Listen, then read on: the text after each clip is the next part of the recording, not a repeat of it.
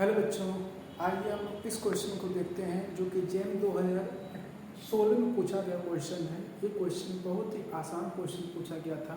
आइए इस क्वेश्चन में देखते हैं क्या बोल रहा है। बोल रहा है कि द 3pz ऑर्बिटल, मतलब एक 3pz ऑर्बिटल है, उसमें रेडियल नोड का वैल्यू कितना है और एंगुलर नोड का वैल्यू कितना है, यही हमसे सिंपल क्वेश्चन में पूछ रहा है। आइए इस क्वेश्चन को हम सॉल्व करते हैं। सबसे पहले लोग क्या देखेंगे, 3pz से क्या मतलब हमको निकल रहा है। ये जो नंबर बताता है, ये किसका नंबर बताता है, प्रिंसिपल क्वांटम नंबर का वैल्यू बताता है। प्रिंसिपल क्वांटम नंबर बताता है, यानी n का वैल्यू कितना दिया गया है, 3 दिया गया है। और ये जो वैल्यू बताता है ये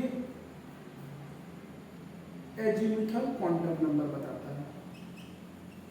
एजीमुथल क्वांटम नंबर बताता है। अब इनका मीनिंग क्या हुआ, इनका मीनिंग ये हुआ कि जो pz है, हम जानते हैं कि जो p ऑर्बिटल होते हैं ये कितने होते हैं, ये 3 होते हैं। p ऑर्बिटल कितने होते हैं, 3 होते हैं।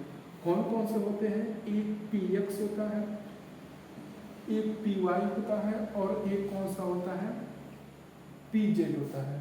और जो एजीमुथल क्वांटम नंबर होता है उनका p का वैल्यू कितना होता है, इसको किससे रिप्रेजेंट करते हैं, इसको l से रिप्रेजेंट करते हैं। और p के लिए वैल्यू कितना होता है, 1 होता है। जैसे s के लिए l का वैल्यू कितना होता है, s के लिए l का वैल्यू 0 होता है, p के लिए l का वैल्यू कितना होता है, 1 होता है, d के लिए l का वैल्यू कितना होता है, 2 होता है, और f के लिए l का वैल्यू कितना होता है, 3 होता है। यानी s के लिए l का वैल्यू 0 होता है, p के लिए l का वैल्यू 1 होता है, d के लिए l का वैल्यू 2 होता है और f के लिए l का वैल्यू कितना होता है, 3 होता है। तो इस क्वेश्चन में हमारा p का वैल्यू कितना है, 1 है। p यानी l का वैल्यू कितना है, l का वैल्यू कितना है, 1 है, और n का वैल्यू कितना है, 3 है। अब हमसे इस क्वेश्चन में पूछ क्या रहा है कि रेडियल नोड और एंगुलर नोड पूछ रहा है। तो रेडियल नोड का फार्मूला हम जानते हैं, क्या होता है, रेडियल नोड का फार्मूला होता है n-l-1 होता है। तो n का वैल्यू कितना दिया गया है, 3 दिया गया है, और l का वैल्यू कितना है, 1 है, और -1 करेंगे कितना आ जाएगा, यहाँ पे 1 आ जाएगा। यानी रेडियल नोड का वैल्यू कितना आ जा रहा है, 1 आ जा रहा है। अच्छा एक बात बताओ, तो एंगुलर नोड का फार्मूला क्या होता है, एंगुलर नोड का फार्मूला होता है, एंगुलर नोड का फार्मूला होता है ये l के बराबर होता है।